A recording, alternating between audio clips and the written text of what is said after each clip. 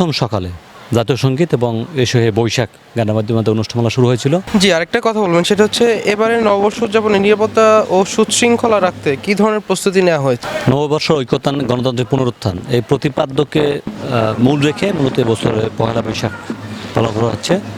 বৈশাখ উপলক্ষে আমরা সাধারণত উপজেলা প্রশাসন ধামরাই থেকে প্রথম সকালে জাতীয় সঙ্গীত এবং এসে বৈশাখ গানের মাধ্যমে অনুষ্ঠানমালা শুরু হয়েছিল। তারপর আমরা র্যালি করেছি, বিভিন্ন সড়ক প্রদক্ষিণ করেছি। আমাদের সাথে আমাদের মাননীয় সংসদ সদস্য মহোদয় উপস্থিত ছিলেন। এছাড়াও সমাজের বিভিন্ন শ্রেণী পেশা মানুষের অংশগ্রহণে আমরা সুন্দর একটা বর্ণনা র্যালি আয়োজন করেছিলাম। তারপরে আমরা আমাদের দিনব্যাপী কালচারাল প্রোগ্রাম এখনও চলতেছে, আপনারা দেখছেন। এটা আমাদের সন্ধ্যা 6টা পর্যন্ত চলে। আমরা দিনের আলোতে মূলত প্রোগ্রাম করব।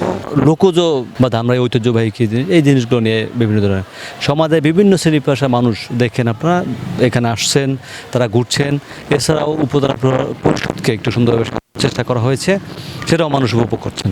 নারী ও শিশু নিরাপত্তা আমরা না, এটা সরকারই নারী ও শিশু নিরাপত্তায় সর্বাধিকার দিচ্ছেন, আমরা সেটা বাস্তবায়ন করছি।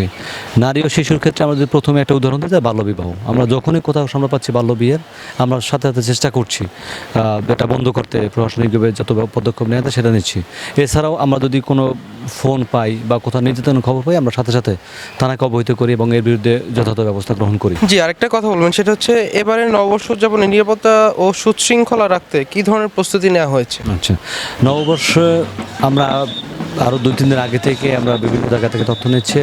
ডিএসবি আছে বা বিভিন্ন গোয়েন্দা সংস্থা বাহিনী আছে, তারা তথ্য নিচ্ছে কোথাও কেউ কোনো ধরনের বিশৃঙ্খলা সৃষ্টি কোনো পায় তারা করছিল কিনা। আমরা চেষ্টা করছি এগুলো তথ্য নিতে, এবং আমাদের এখানেও বর্তমানে নিরাপত্তা ব্যবস্থা জোরদার করা আছে।